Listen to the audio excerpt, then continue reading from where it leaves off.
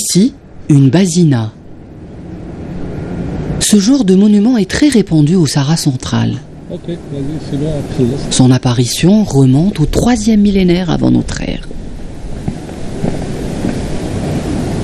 À propos de ces monuments, Farid engage une discussion avec Habib Ourzik, attaché de conservation au parc du Hogar. هذه بازينة. هذه بازينة. والاخر تاعها لي زاتريبي هذاك الزوائد هذوك تهيئات حجرية دائرية الشكل موجهة نحو الشرق. توجور. شحال كاين كاين زوز وحده لتحت هذيك الزوائد هذو وكاين التوجيه راهو. وراه دوزيام كاين هذا. كاين الاول. الاول سولوي كاين الاول اللي لاصق فيه. اللي نورمالمون il est construit. وي ديال لاصق في المونيمون ديالي. الزائد هذاك راب. وكاين هذيك التهيئة الحجرية دائرية الشكل. والصول هذيك افيك دي بتيك. تبدلنا التوجيه نتاعو لوريونطاسيون نتاع المونيمون في الشرق ديالي. والتشكيل نتاعو حجار كبار ومبني للداخل على شكل جدار مبني وفيه دي غرافي خشين حجاره وحصى خشين وكاين الرقيق من الفوق الطابيسي شغل الطابي هكذا تاع اي او ميليو عنده فوها كراتير كل فوق هذيك ما يديروهاش الحجار ولا يديروا لها كراتير فيها الغرافي وفيها الرمله وفيها حجاره هما دايرين بها. دونك مور هاد لي بيير بلونتي دو شون هكذايا مور هاد لي بلوك نتاع الحجار الكبار هادو كاين اون كونستركسيون اون بيير دائري الشكل من بعد يجوا هادو هكذايا. Le préhistorien français Gabriel Camp considère les basinas comme les vraies sépultures berbères. Nombreuses, elles couvrent tout le Maghreb et le Sahara.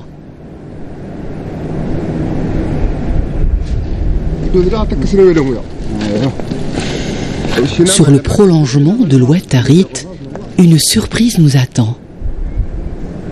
Un campement de nomades. On dirait que le temps s'est arrêté. Des huttes qui ressemblent drôlement à l'habitat dans le néolithique. Original par la taille et la structure, nous remarquons dans cet espace désert d'activité. Ici, un foyer de feu aménagé avec des pierres en guise de paravent. Là, un lit en branches de bois. شوف هاد المراح نتاع كلاهنا ايوا ايه في الشتاء يبعدوا من هاد البلاصه ملي كيجي الصيف يرجعوا لهاد البلاصه خاطر هذه مضر كاع على الريح وهذا الشيء والماء الحاسره هنا لا قريب وهذه الكوزينه وين يديروا النار ايوا وين يشعلوا النار يكوفريه بالاحجار باش ما تشعلش فيه النار كاين حوايج ثانيين كيجي الريح تمشي هكا تضرب النار هذوك الزرايب يشعلوا كامل صح إيه. وهادو العودان هادو يديروهم من القرب ونغلقوا الماء نتاعهم باش يبردوا من بعد هادي ابرجن بالترقيه يقولوا لها ابرجن ونقيلوا في النهار ايوا يديروا الظل باش تكون بارده يديروا عليها تنطفيرت هذه الصدره اللي يسموها بالتنطفيرت هنا يقيلوا ايوا باش يخدموا دائما هكذا مدورين كيما هكا ايوا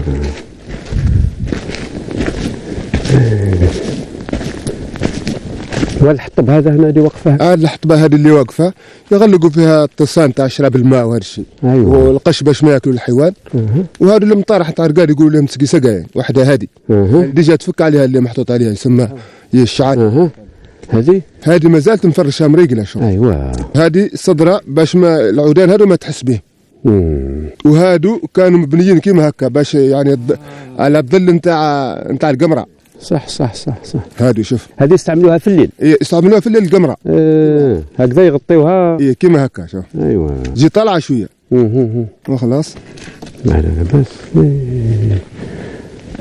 هنا كاين 3 عائلات سكنوا هنا شوف المرقد واحد ثاني سقي سقايت هذا المطارح تاع رقاد هذو الأحجار كيحطوهم هنا ومن بعد ينحوهم كي يجوا يرقدوا في الليل ينحوهم هذو الأحجار ياك يخلوا غير الشعل هذا وي باش ما يديهش الريح، باش ما كي ينحوا الزوار نتاعهم يحطوها الحجر باش ما يديهش الريح. صح. وعلاش يعليوهم هكذايا؟ يعلوهم باش السخانه نتاع التراب ما تلصقش لهم. ايوا والهوايش وهذا الشيء. صح. وهي الزريبه الثانيه يبرجن يقولوا يبرجن يشدوه بالحبوله باش ما يطيرش منه ومن بعد يحطوا فوقه الحجر. واش في الداخل فارغ هذا فارغ دروك. الناس فيه زوج دخلات ولا؟ فيه زوج دخلات باش يدور الكورندير نتاع الهواء. ايوا فيهم كامل زوج. كامل فيه. صح.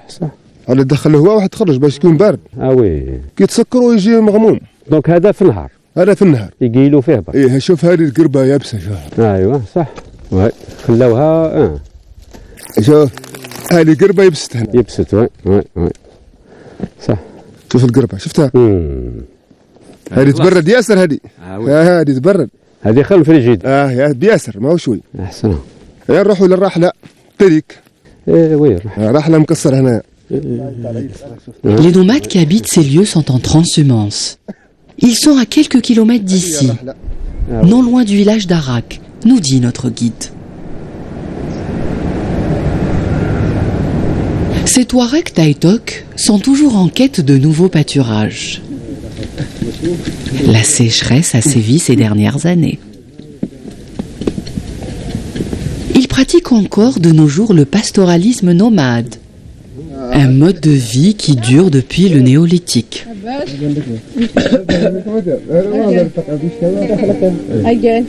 Dans une poésie populaire, le poète Hawed décrit le destin des minorités nomades face à la société moderne.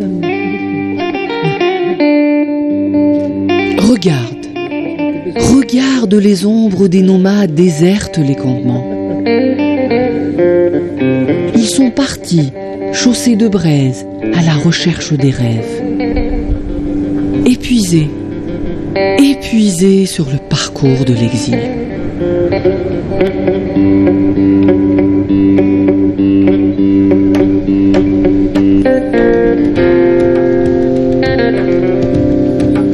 Tamskis, un étrange lieu.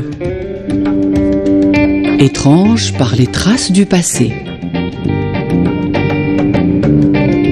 Ces formations géologiques en forme de roue nous intriguent.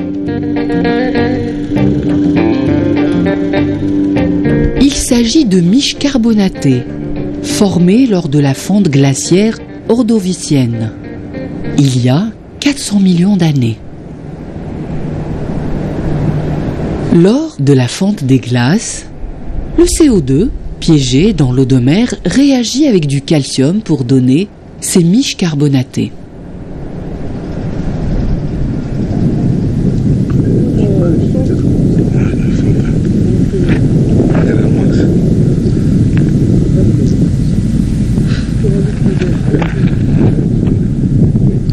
Ces meules et molettes semblent avoir été oubliées sur ces reliefs dunaires. Enfuis sous les dunes, les tempêtes les mettent à jour. Le nombre important de molettes et de broyeurs présents sur ce site semble indiquer une pratique agraire. En 1963, lors d'une fouille dans le Haut-Gard, le chercheur français Hugo a prélevé un pollen d'une herbe cultivée datant du 4e millénaire. La pauvreté des données archéologiques au Sahara central n'est pas en faveur d'une pratique agraire intense. Les études de paléoclimatologie laissent supposer la possibilité d'une agriculture de décrue. Et tout, mais on a vu qu'il y a plein de meules. Les meules, c'est le néolithique, le broyage. C'est typiquement le néolithique, le broyage. Mais sur le site, on a trouvé aussi des éléments d'industrie lithique. C'est une industrie lamellaire sur silex, du beau silex. Nous avons trouvé aussi des nucléus. Donc, c'est une culture à microlithes géométriques. C'est une culture. La culture matérielle rappelle celle de l'épippaléolithique, qu'on connaît l'épipale. Beaucoup de lamelles, un débitage lamellaire. avec des nucléus. Et puis, on a trouvé aussi des haches. Des haches, ouais. Des haches polies, des herminettes, de belles herminettes. Ouais. Trois herminettes qu'on a l'habitude de voir, qu'on connaît dans la type. Celle-là, elle est bien allumée. Et puis, cet outil aussi, c'est une herminette, mais qui est un peu particulier. Donc, c'est ces formes qui sont les rondes bosses, qui rappellent les rondes bosses. Les rondes bosses, les bétiles qu'on appelle. Les bétiles, ce qu'on appelle les bétiles. Donc avec une forme qui a, on a l'impression que c'est une petite tête, un personnage avec une petite tête. هذوك لي بيتي كانوا يصيبهم ماشي في الطقوس مي يصيبهم هكذا وحدهم وحدهم سي با بيان étudié سي با بيان étudié مي واش سو كي اتير لو l'utilité تاعهم سي ما كاش دي زيتيد عليه وي اي بي هنايا واش انا نشوفو ثان دابخي لي مول اللي صبناهم عندهم un creux profond, une cuvette très profonde. Les meules, à double cuvette. Qui a une double cuvette.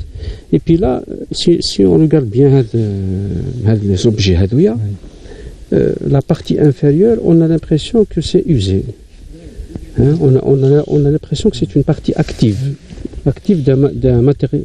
d'un matériel de broyage.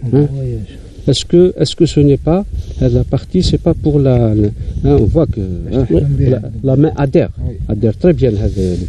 La fabrication des outils a permis aux premiers hommes d'améliorer les moyens pour subvenir à leurs besoins. Et puis d'après l'usure, la domestication du feu, des animaux et des plantes a favorisé la sédentarisation. Que cette partie. L'inhumation des morts a traduit la naissance du sentiment et des croyances. Donc c'est des ossements. Ouais. Il y a de la calotte crânienne. Ouais. Elle est éparpillée. C'est à cause de l'érosion. Elle a dû être perturbée. Ouais. Et puis là, des olons. Ok. Le bassin peut-être. Il y a une partie du bassin. Ouais. Encore des olons. Alors, est-ce que c'est de l'humain, ça? Je sais pas. Faudra... Est-ce que c'est une sépulture de l'homme? Je vois juste... Il faut essayer de trouver... J'essaie de voir juste c'est quoi ça. Si on peut trouver... Ah non, on peut trouver... Les dents, partie d'une mâchoire, c'est des dents. Mais c'est pas de l'homme. C'est pas de l'homme. C'est comment... C'est un osselon. Attends, l'animal, un bovidé n'a pas de phalange. Eh oui. Et il y a deux de ce côté. Et c'est pas les mêmes couleurs. C'est pas les mêmes couleurs. Donc c'est une sépulture humaine avec une offrande d'un animal. Les petits os du pied. Donc il y a de l'homme ici. Ouais. Association. Donc association. Une sépulture avec une offrande. Tout à fait. D'animal. Tout à fait. Bah, pour le savoir, bien sûr, il faudra fouiller. Et voir les... Puis là, nous avons la colonne vertébrale. Et ça, la colonne vertébrale. Les olons sont là, les côtes sont là, donc ça doit être un rituel. Ça rappelle un peu, tu sais, les rituels des bovidés, au néolithique, parce que nous sommes sur un site néolithique. Tout à fait. Et c'est quoi ça? Ça doit être des dents, Des dents humaines. Donc c'est un sujet humain. On a les dents. Donc il y a de l'homme et de l'animal. Une offrande d'animal, une sépulture d'homme avec une offrande d'animaux. De dents humaines. Ouais. Ah oui. Elles sont usées. Ouais. C'est un adulte. Oui. C'est bon.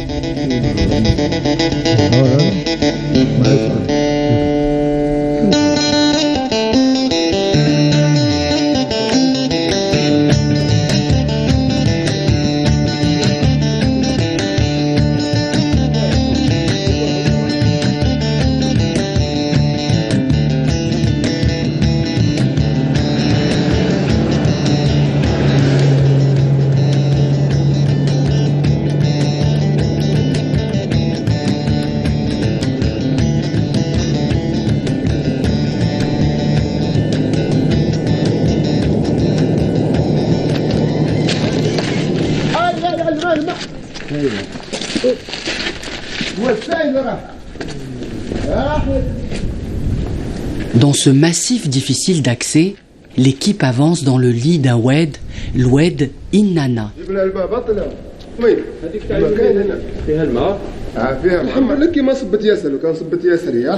Généralement, les gravures s'étalent sur toutes sortes de reliefs rocheux.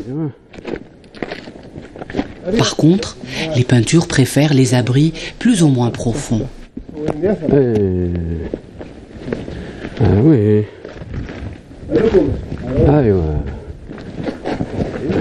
Dans cet abri d'Innana, on observe une scène de chasse. C'est les mêmes personnages. Enfin, c'est les mêmes représentations. Des personnages filiformes, armés d'arcs et de flèches, en mouvement avec des bœufs. Ils sont très loin là. Ah ouais. Avec des arcs et des... Avec un arc, des flèches. Les personnages de petite dimension sont peints en aplat ocre. Ici. Les bovidés portent des robes tachetées, signe de domestication. Des arcs et des flèches. Des arcs et des flèches. En arrière de la file d'un convoi, un bovidé transporte du matériel de campement. L'art rupestre a permis à l'homme de la préhistoire de représenter son monde et sa vision de la vie.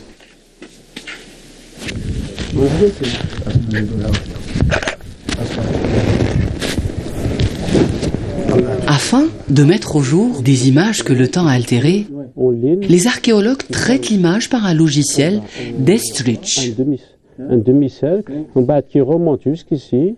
Dans cette scène, on découvre des chasseurs armés d'arcs et de flèches, encerclant un rhinocéros. Des détails qu'on ne peut pas apercevoir à l'œil Il y a nu. deux autres qui sont très loin là. Avec des arcs et des... Avec un arc, des flèches. Et un troisième par là. La préhistoire, ça doit être... Voilà. هاي نمشيو لهذيك لهيك. مازال واحد من هيك. واحد زوج ولا شحال بزاف. واحد برك. ايوا.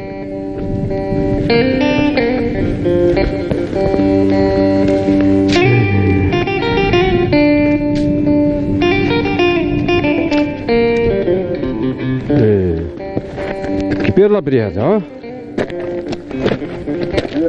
Cet abri est impressionnant par sa taille.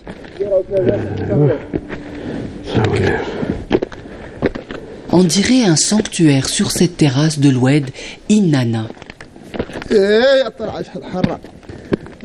شفت خير ربي قدامنا الظل والتصاور وقيلا اليوم نقيلوا هنا بلاصه فيها البروده هذه مليح ها ولو نقيلوا هنايا اليوم شوف خير ربي التصاور راهم كاينين ايوا والحمد لله ومازالت قاعدين ها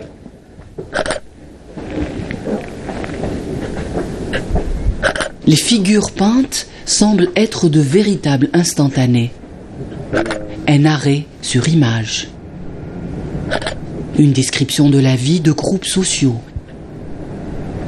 Des scènes de chasse à l'autruche.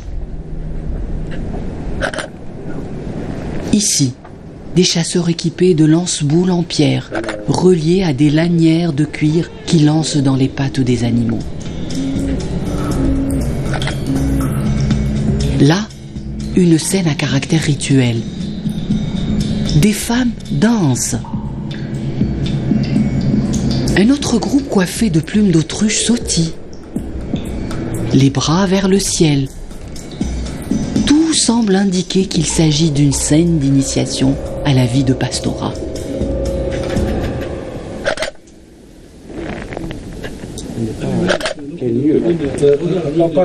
Intrigante, ces traces de mains en négatif sur cette œuvre. Seraient-elles de simples signatures ou une pratique de rituel ? En plus des peintures, de personnages, d'animaux, etc., il y a beaucoup de négatifs de mains, de traces de mains, grandeur nature bien évidemment, parce que le procédé est simple. Donc il mettait sa main contre la paroi et il soufflait dessus donc le colorant. Et puis quand on enlève, il obtient une main en négatif. Donc il a utilisé la couleur claire, blanchâtre, mais il a utilisé aussi des couleurs sombres. Juste à côté, il y en a une autre qui correspond donc à une main. Et dès que j'enlève, on a le négatif. Pour certains scientifiques, c'est une manière de marquer l'habitat. D'autres privilégient une fonction symbolique pour pénétrer dans le monde spirituel caché derrière le voile de la pierre.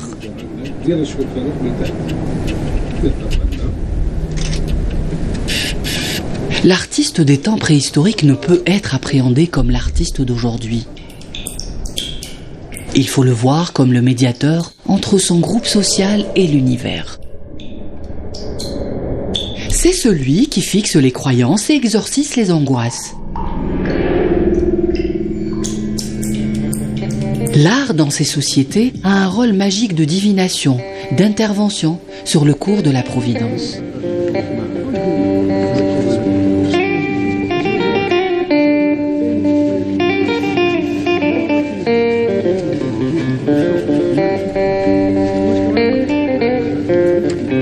De l'autre côté de l'Oued Innana, Farouk Arabi, conservateur du patrimoine accompagné de Habib, prospecte un petit abri, Oued Innana, la fille d'Innana. Sur les parois, l'auteur présente un rituel consacré aux bovidés. Un troupeau de bovidés en mouvement, peint en aplat blanc et ocre. Au bout du convoi, une scène de danse qui ressemble à un rituel.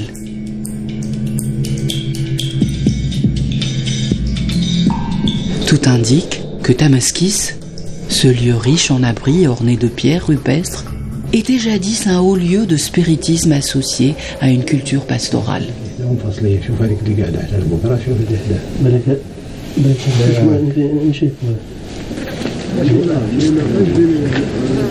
Tamaskis n'arrête pas de nous étonner. On est à la frontière nord-est de l'Ahnet, non loin du Tassili de l'Émidir. Surprenant ce monument funéraire dit le Goulet. Sa structure ressemble vaguement au monument en trou de serrure.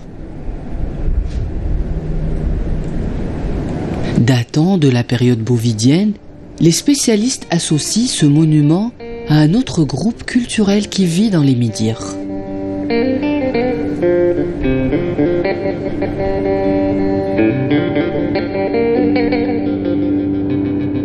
Après 6 jours de prospection, nous quittons l'Adrar de l'Ahnet en direction du Tassili de l'Émidir.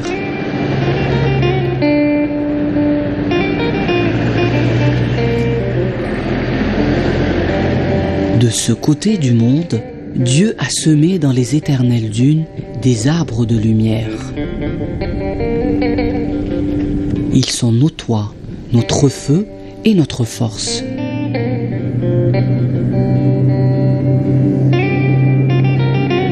Ils chantent avec le vent et osent défier le soleil.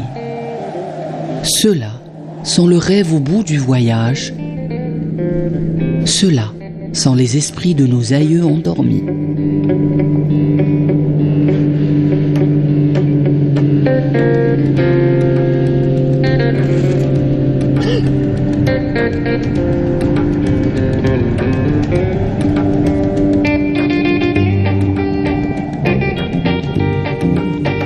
Une superbe gravure de girafe veille sur cette région de Tizinflaouen.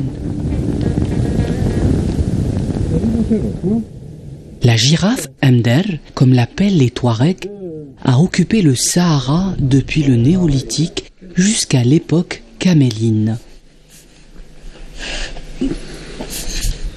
Capturée vivante, elle fournissait du lait. Sa viande rappelle celle des bœufs. La peau est très appréciée des Touaregs pour la fabrication des cordes, des chaussures et des boucliers pour les guerriers.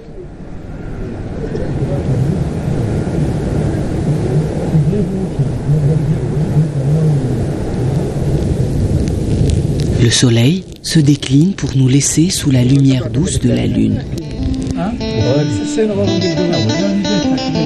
Nous passerons la nuit dans ce fabuleux désert de l'Imidir. Demain, nous prendrons la direction de Oued Taqmbarat.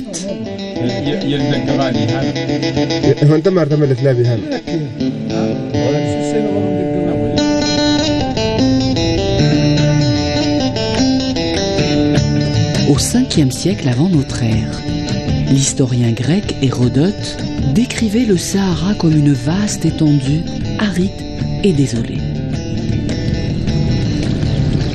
20 siècles plus tard, les explorateurs européens ont découvert un autre environnement bien humide. Des cours d'eau qui n'ont pas cessé de façonner les Tassili et creuser des vallées et des canyons.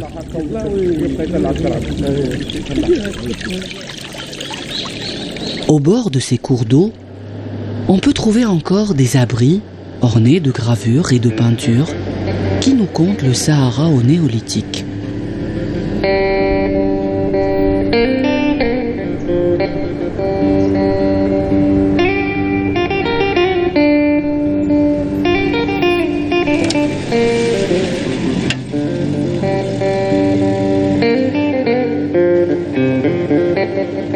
L'actuel désert a abrité lors de la dernière période humide une population extrêmement nombreuse. Une population qui a vécu d'une économie pastorale transhumante. Grands éleveurs de bœufs, ces nomades se sont adonnés à l'art rupestre. Un peu partout, on trouve les traces de leur passage. Mais c'est inaccessible.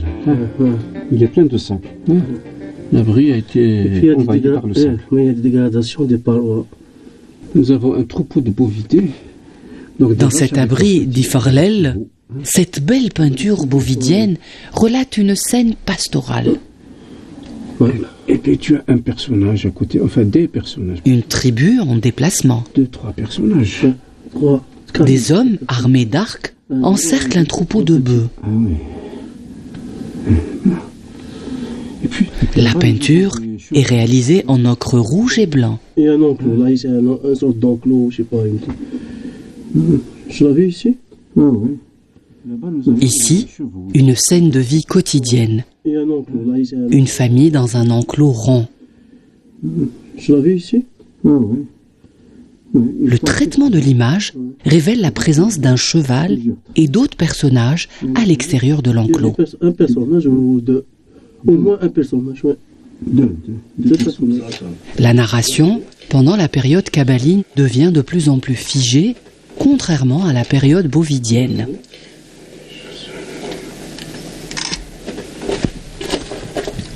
Ici, 4 personnages peints en aplat blanc.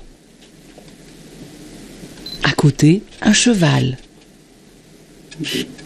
La scène remonte probablement au 2e millénaire. C'est le début de l'Aride actuel. On a longtemps pensé que l'introduction du cheval dans ces contrées s'y est faite par une population venue d'ailleurs. Cette idée a été rejetée par les scientifiques au profit d'interpénétration culturelle et non d'une conquête ou d'une colonisation.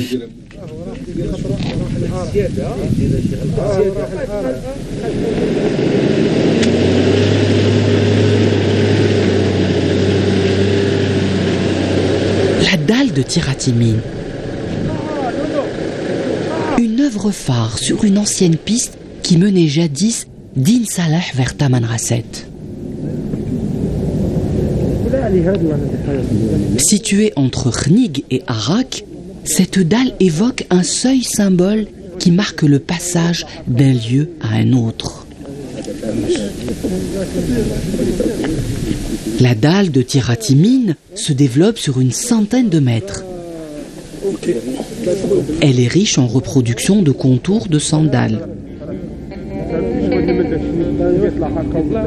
Ces empreintes de passage sont accompagnées d'inscriptions antifinaires.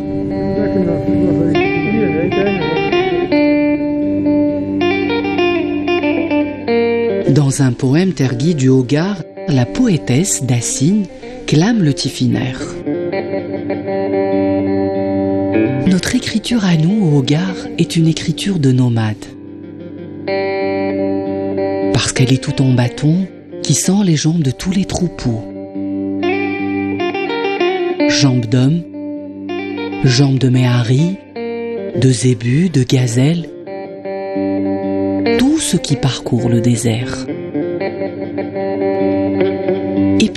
Et puis les croix disent que tu vas à droite ou à gauche. Et les points, ce sont les étoiles pour nous conduire la nuit. Parce que nous, les Sahariens, on ne connaît que la route qui a pour guide le soleil et puis les étoiles.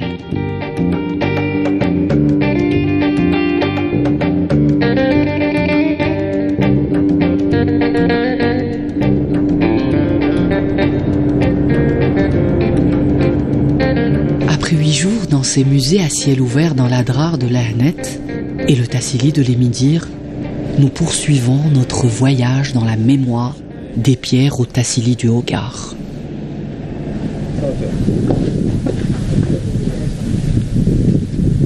Youf à Haket, la plus belle des tentes, la plus merveilleuse des demeures.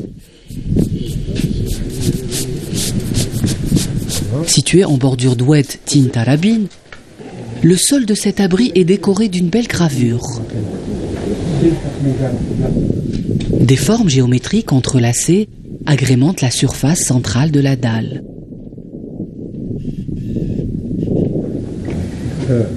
Sur le périmètre de cet espace, l'auteur a représenté des bovidés, des contours de sandales et des inscriptions en tifinaire.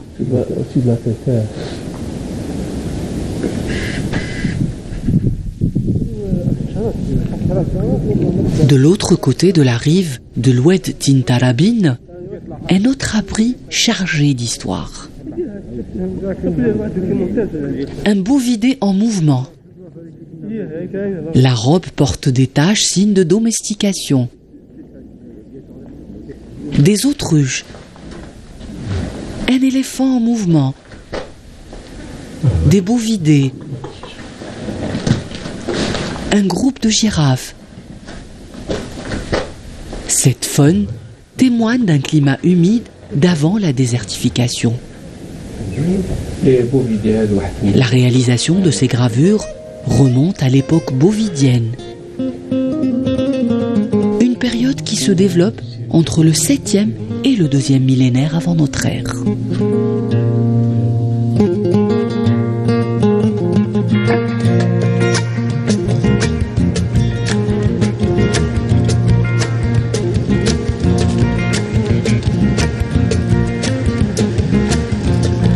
La grande dalle de Tintarabin est située à 200 km au sud-est de Tamanrasset.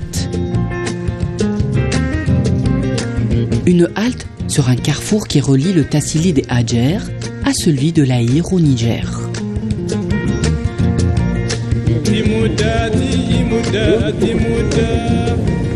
La faune gravée sur cette dalle est composée d'espèces qui ont de grands besoins en eau. Ici, un bœuf africain, dont une corne porte une spirale. Un rhinocéros en rue, un hippopotame, des motifs énigmatiques. Et une girafe sur laquelle est dessiné les contours d'un pied.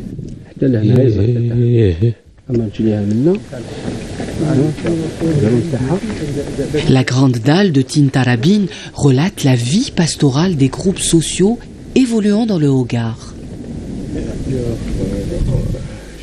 Des scènes dédiées à la fécondité.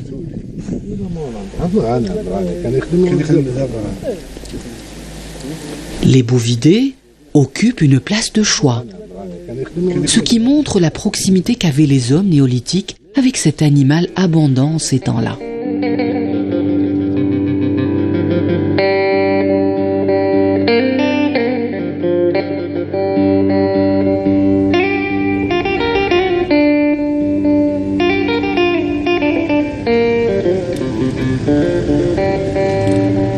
nous poursuivons notre chemin. Nos montures rythment les mots du voyage. Et toi, Moula Moula, oiseau de toutes les écritures, guetteur du désert, cesse de chanter ton royaume et prends nos soupirs sur tes plumes. Conte, conte à nos bien-aimés l'histoire millénaire de nos aïeux.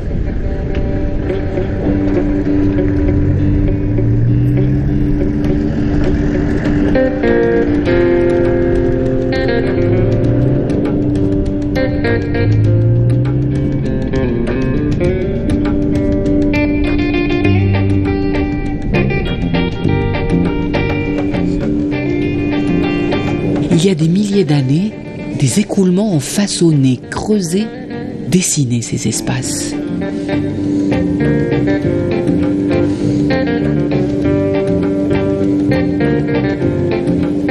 En suivant ce tracé sinueux de l'Oued Tintarabine, comme porté par les écoulements de jadis, notre surprise fut grande en traversant cette gigantesque masse de grès travaillée par l'érosion.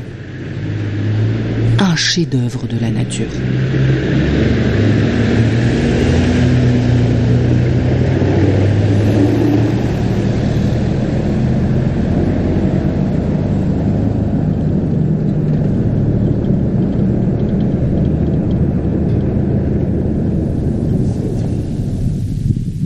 Youferlel, le lieu où on abreuve le cheptel.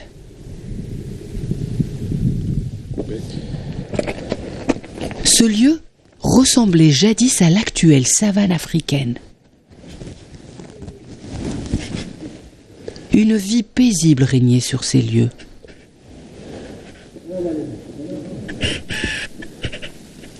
Sur les parois de cet abri sont gravés des bovidés et des girafes.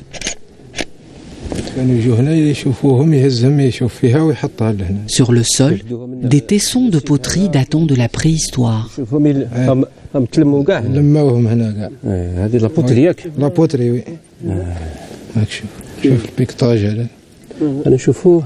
Plusieurs techniques.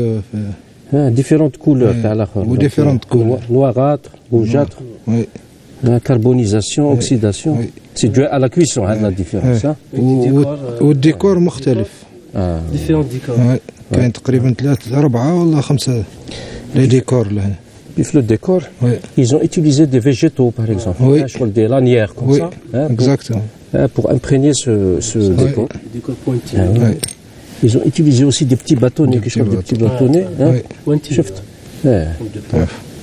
Non, c'est des petites réacs d'ailleurs. Différentes. شوف فيها كاين حتى في البيكطاج كاين الخشينه وكاين بيكطاج رقيق. Oui. Celles qui sont épaisses, celles qui sont un peu fines. Et cette poterie, elle est néolithique. Néolithique, oui. Depuis 10 000 ans. 10 000 ans. La Hagar est l'un des foyers d'invention de poterie au monde. Ils les ont utilisés comme récipients. L'invention de la céramique a modifié le régime alimentaire de l'homme. Différentes cuissons. La fabrication de la marmite a permis la cuisson de nouveaux aliments disponibles à profusion dans les espaces avoisinants.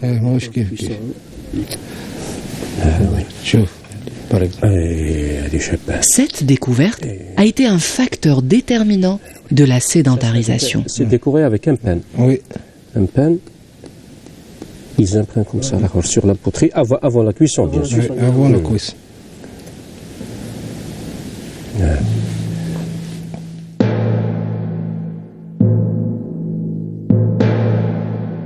10 000 ans 10 000 ans en 10 jours. Tel était notre voyage dans l'Ahnet, l'Émidir et le Hogar. Des gravures et peintures, comme un album en pierre, racontent une civilisation néolithique où l'homme a utilisé la céramique, poli la pierre, domestiqué les animaux et pratiqué l'agriculture. Cet homme avait cru en des mythes. Il aurait pratiqué des rites et adopté des religions. C'était le néolithique avant l'histoire. Depuis, l'homme ne cesse de se poser de grandes questions sur le devenir de l'humanité.